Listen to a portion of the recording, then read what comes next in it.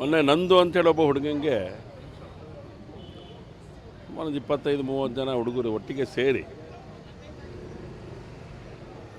ಮಾರಣಾಂತಿಕ ಹಲ್ಲೆ ಮಾಡಿದ್ದಾರೆ. ದೇವರ ದಯದಿಂದ ಅವನ ಕಣ್ಣು ಉಳಿದಿದೆ, ಸೊಂಟ ಮುರಿಲಿಲ್ಲ ಪುಣ್ಯಕ್ಕೆ. ಈ ಥರದ ಕೆಲಸವನ್ನು, ಈ ಕೃತ್ಯವನ್ನು ಮುಸಲ್ಮಾನ ಯುವಕರು ಮಾಡಿರುವಂಥದ್ದು. ಮುಸಲ್ಮಾನರು ಅಂದ ತಕ್ಷಣ ಹಂಗೆ ಹೇಳಿದ ತಕ್ಷಣ ಇನ್ನೇನೋ ಮಾತಾಡ್ಕೊಳ್ತಾರೆ. ಒಂದು ವಾತಾವರಣ ಇದೆ ಶಿವಮೊಗ್ಗ ನಗರದಲ್ಲಿ ಅಂತ ಬಹಳಷ್ಟು ದಿನಗಳಿಂದ, ಬಹಳಷ್ಟು ವರ್ಷಗಳಿಂದ ಹೇಳ್ತಾ ಇದ್ದೀವಿ. ಸರ್ಕಾರ ಇದ್ರ ಬಗ್ಗೆ ಗಮನ ತಗೊಳ್ತಿಲ್ಲ.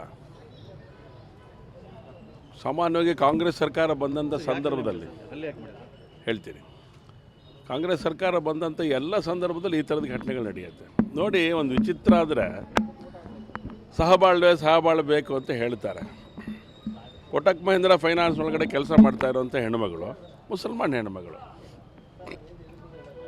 ತರೀಕೆರೆ ಹೆಣ್ಣುಮಗಳವಳು, ಮೋಟ್ಲೆ ಅಮೀನಾ ಅಂತ ಅನಿಸುತ್ತೆ ಅವಳ ಹೆಸರು. ಅವಳು ಇಲ್ಲಿ ಕೆಲಸ ಮಾಡ್ತಾಯಿದ್ದಾಳೆ.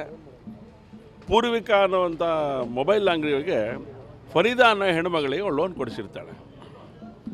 ಆ ಲೋನನ್ನು ವಾಪಸ್ ಕೇಳಲಿಕ್ಕೆ ಹೋದಂಥ ಸಂದರ್ಭದಲ್ಲಿ ಅವ್ರು ವಾಪಸ್ ಹಣ ಕಟ್ಟಿರಲ್ಲ.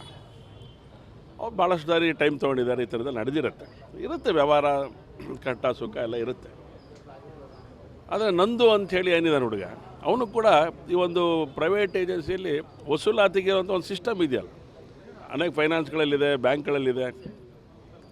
ವಸೂಲಾತಿ ಕ್ರಮಕ್ಕೆ ಹೋದಂಥ ಸಂದರ್ಭದಲ್ಲಿ ಇವನು ಅಮೀನಾ ಅವರನ್ನು ಕರ್ಕೊಂಡೋಗಿದ್ದಾನೆ ಬೈಕಲ್ಲಿ.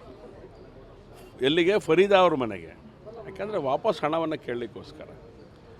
ಆವಾಗ ಹೋಗಿ ಗಾಡಿ ನಿಲ್ಲಿಸಿ ಈ ಕಡೆ ಬರ್ಬೇಕಾರೆ ಯಾಕೆ ಕರ್ಕೊಂಬಂದೆ ಅವಳನ್ನು ಅಂತ ಕೇಳಿದ್ದಾನೆ ನಂದು ಅನ್ನೋ ಹುಡುಗಂಗೆ.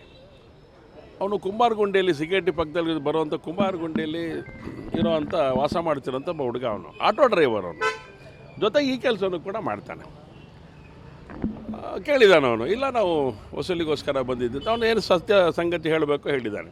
ಅವರು ಅದನ್ನು ನಂಬಲಿಲ್ಲ. ಅವನನ್ನು ಹೊಡೆದ್ರು. ಅವನಿಗೆ ಒಬ್ಬ ಹೊಡಿತಾನೆ ಅಂತ ಕಪಾಳಕ್ಕೆ ಹೊಡೆದು ಮಾತಾಡ್ತಾನೆ ಅನ್ನೋಷ್ಟೊತ್ತಿಗೆ ಇನ್ನೊಂದಷ್ಟು ಜನ ಹುಡುಗರು ಬಂದರು. ಅವನು ಓಡ್ಲಿಕ್ಕೆ ಶುರು ಮಾಡಿದ. ಇನ್ನೊಂದಷ್ಟು ಜನ ಬಂದು ಸೇರಿಕೊಂಡು ತುಂಬ ಹೊಡೆದ್ರು ಅವನಿಗೆ. ಇದ್ರ ಪರಿಣಾಮ ಒಬ್ಬಳು ತಾಯಿ, ಅವರಮ್ಮ ಇವತ್ತು ಮಗನ ನೋಡ್ಕೊಳ್ಳೋವಂಥ ವ್ಯವಸ್ಥೆ ಒಳಗಡೆ ಮೆಟ್ರೋ ಆಸ್ಪತ್ರೆಯಲ್ಲಿದ್ದಾರೆ. ಮೆಗಾನಿಕ್ ಕರ್ಕೊಂಡು ಬಂದಿದ್ದರು. ಮೆಗಾನಿಂದ ಮೆಟ್ರೋಗೆ ಶಿಫ್ಟ್ ಮಾಡೋಂಥ ಕೆಲಸ ನಡೆದಿದೆ. ಈ ಘಟನೆ ಯಾರು ಮಾಡಿದ್ದಾರೆ, ತಪ್ಪಿತಸ್ಥರಿದ್ದಾರೆ, ಅವ್ರ ಬಗ್ಗೆ ಸರಿಯಾದಂಥ ಕಠಿಣ ಕ್ರಮ ತಗೊಳ್ಬೇಕು ಸರ್ಕಾರ. ರಕ್ಷಣಾ ಇಲಾಖೆನೂ ಕೂಡ ತಗೊಳ್ಬೇಕಾಗತ್ತೆ. ಏನೂ ನಡೆದಿಲ್ಲ ಶಿವಮೊಗ್ಗದಲ್ಲಿ. ಹಂಗಾರೆ ಏನೂ ನಡೆದಿಲ್ವಾ? ಎಲ್ಲ ಶಾಂತಿಯುತವಾಗಿದೆ. ಈ ಶಾಂತಿನ ಇದು? ಗಣಪತಿ ಮೆರವಣಿಗೆ ಶಾಂತಿಯುತವಾಗಿ ನಡೆದಿಲ್ಲ ಅಂತ ಪ್ರಯತ್ನ ಕೇಳಿದ್ರು ವಾಪಸ್ಸು. ಗಣಪತಿ ಮೆರವಣಿಗೆ ಶಾಂತಿಯುತವಾಗಿ ನಡೀತು. ಆದರೆ ಶಾಂತಿನಗರದಲ್ಲಿ ಏನು ನಡೀತು?